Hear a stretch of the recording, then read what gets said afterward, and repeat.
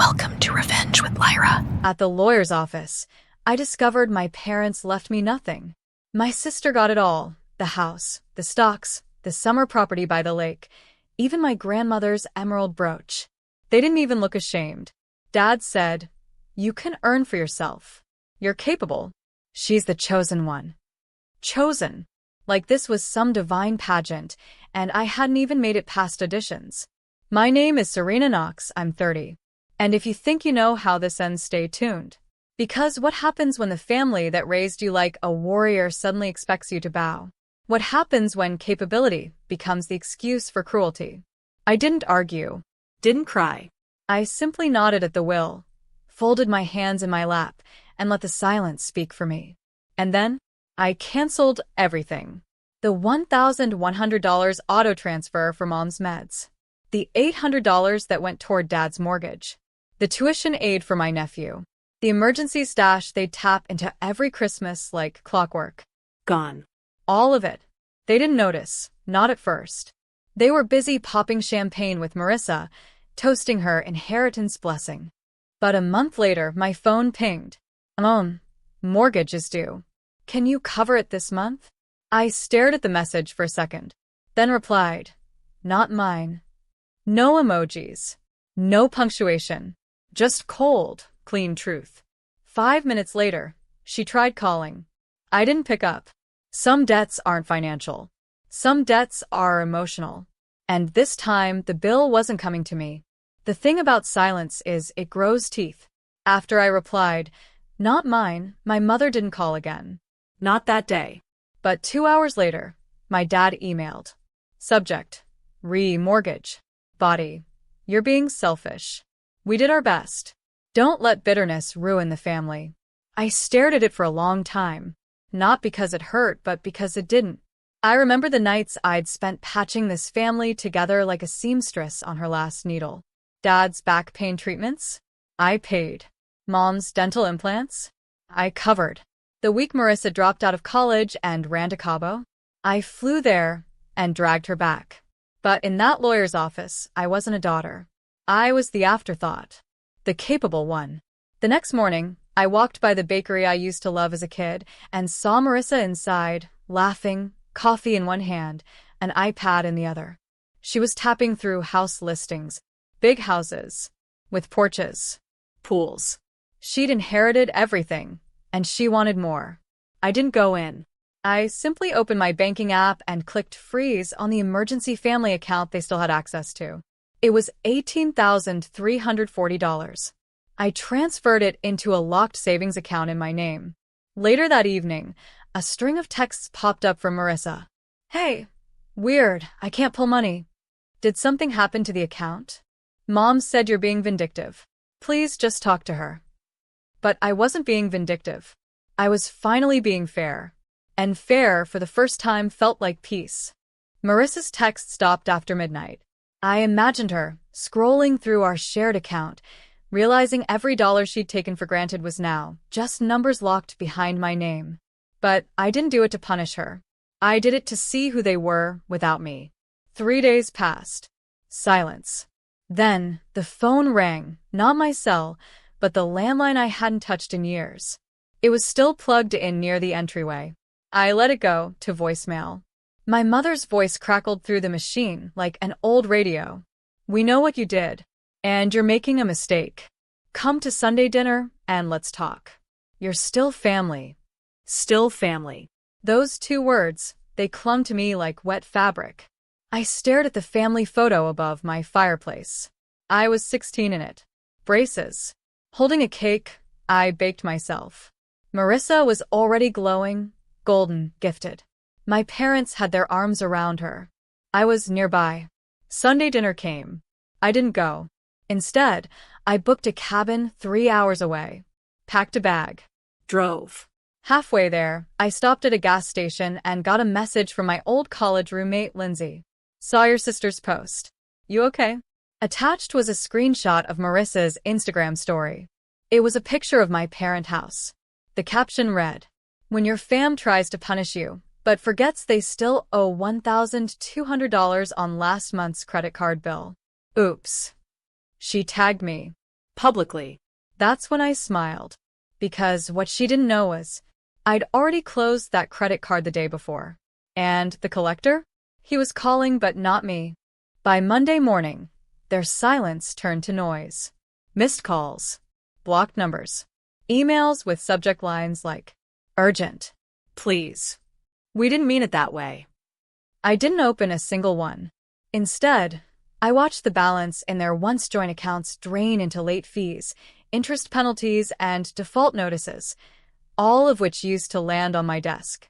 Now, not my desk, not my name, not my problem. Tuesday night, as I sat on the porch of my rented cabin watching rain streak down pine needles, I got a text from my father. We were wrong. You're not just capable. You're essential. I stared at it. It was the closest thing to an apology I'd ever gotten from him. But it wasn't really an apology, was it? It was desperation, rebranded. By Wednesday, they started showing up. First Marissa, parked outside my apartment building, pretending to be just in the neighborhood. Then my mother, standing in line behind me at the grocery store, like she didn't drive 40 minutes to get there. She said nothing, just stared at the debit card I pulled from my wallet, the one she used to call ours. I said, without turning, "You shouldn't have posted that toast." Her lip quivered. "It wasn't meant to hurt you." I bagged my groceries. "Then maybe next time don't label me back up." The woman behind us in line shifted awkwardly. The scanner beeped. My mother didn't follow me out. She just stood there, the automatic doors closing between us like a slow, final curtain. And as they did, I realized something. They hadn't just underestimated me. They built their lives on the belief I wouldn't walk away. But I had. And the silence was finally mine. By Friday, I knew they'd run out of options. That's when Ezra showed up at my door. Not with his usual swagger, no gold watch, no smug grin, just him, in a wrinkled hoodie, clutching a grocery bag like it was a peace offering. I didn't invite him in. He stood on the doormat, shifting awkwardly. "Can we talk?" I leaned on the frame. "Depends. Is this about the house, the car, or the canceled party venue?" He laughed nervously. "You made your point." "I wasn't making one," I said. "I was just correcting a long-standing miscalculation." He paused. "They're scared. Dad's worried about foreclosure. Mom's pretending she isn't crying every day." I folded my arms. "And you?" He looked down. "I'm angry," he admitted. "At myself. I thought they were right about you." That caught me off guard. He continued, voice tight. "But you showed up for them. Over and over. And they used you like a vending machine. I went along with it." For a moment, I saw the brother I remembered. Not the golden child, just the kid who used to sneak me half his Halloween candy. I let the silence stretch. Then I said, gently, "They taught us one of us had to lose for the other to win. They were wrong." He nodded. "So, can we fix this?" I glanced past him, toward the street where Mom's car idled. "Only if you walk away from their version of winning." He turned to look, then slowly stepped back, away from the house. Alone. And for the first time, maybe ever, that felt like a beginning, not a betrayal. 3 days passed. Ezra didn't come back. But someone else did. At exactly 9:12 a.m. on a cloudy Wednesday, I opened my front door to see my mother standing there. Not with groceries. Not with guilt. With a clipboard. "Let's be civil," she said, without a hello. "I brought documents. Legal ones." I stepped aside, not to let her in, but to make sure the neighbors saw I wasn't the one causing a scene. She held up the folder. "A repayment proposal," she explained.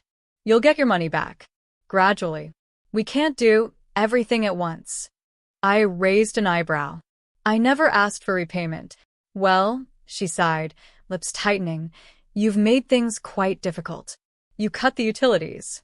Canceled the fundraiser bookings. Pulled out of Ezra's co-signed lease." "I pulled out of your expectations," I said, coolly. "The rest was just math." She blinked. I continued. "You built a house of cards with my name at the bottom. I just stopped holding it up." Her voice dropped. "You owe this family," she hissed. Everything we've done was to protect your brother's future. I folded my arms. And what about mine? A silence followed. Heavy. Hollow. Then she softened, a practice move. We can start fresh, she whispered. If you just come home. I looked her dead in the eye. I am home, I said, pointing at the ground beneath me. This one's mine. Paid with real sweat, not stolen favors. She left the clipboard on the porch. No goodbye. As I closed the door, I noticed the fine print on the document. Condition: no further public discussion of family matters. I smiled. They weren't trying to pay me back. They were trying to shut me up. The clipboard sat on my porch for 2 days. I didn't sign it. Didn't move it. Just let the rain warp the edges. By Friday morning, a courier showed up with an envelope, certified mail, signature required. Inside, a letter from their attorney. This is a formal notice requesting you cease public statements regarding family matters. In exchange, repayment of funds will begin immediately. Failure to comply may result in legal action. I laughed. Out loud. Because here it was on paper, what I'd known all along. They didn't care about repair. They cared about control. I slid the letter under a magnet on my fridge next to my niece's crayon drawing. The caption read, in messy purple letters, Auntie Serena equals hero. Then I opened my laptop. Attached every bank transfer, every text, every screenshot of their chosen one speeches. Forwarded the entire packet to a journalist friend at a local business paper. The headline went live that night. Capable daughter or silent bank. How one woman's family used her as a financial lifeline. It wasn't salacious. It wasn't vengeful. It was just facts. By morning, my inbox overflowed with messages from women I didn't know. Thank you for telling this story. This is my life, too. I thought I was alone. For once, the narrative wasn't theirs. It was mine. And the more they tried to shame me into silence, the louder my truth became, without a single insult or threat. That evening, a black SUV idled across the street. Ezra got out. Alone. No pearls. No clipboard. No lawyer. Just a folded piece of paper in his hands. When he reached my porch, he held it out. A handwritten note. For words. I'm done. I'm sorry. I read his note once. Then again. I didn't text back. Didn't call. Didn't invite him in. Instead, I walked past him. Down the porch steps. Into the cool morning air, where the breeze didn't carry guilt. Just clarity. At the corner cafe, I ordered the same latte I'd bought 1,000 times, but this time, it tasted different. Lighter. Like it belonged only to me. My phone buzzed. Voicemails from Mom. Texts from Dad. Even one from the cousin who hadn't spoken to me in years. But I didn't listen. I didn't need to. Because I had already answered. With silence, with boundaries, with a peace they couldn't bargain back. I donated the crayon drawing to a local gallery doing a show on unsung women. The caption read, Auntie Serena equals hero. Visitors left sticky notes beside it, sharing stories of their own invisible battles. Later that week, I signed a lease on a tiny writing studio. Not a big purchase. Just a space with sunlight, bookshelves, and a lock they didn't have a key to. A place to be more than their bank. More than their backup. Just Serena. I didn't seek revenge. I didn't shame them online. I did something more powerful. I stopped being useful to people who only loved me when it served them. They kept calling. But peace doesn't ring loud. It just settles. Quietly. Deeply. And as I placed the final letter from their lawyer, unopened, into the shredder, I smiled. Some things don't deserve to be read. Some closures don't need permission. Just a locked door. And a woman on the other side. Finally free.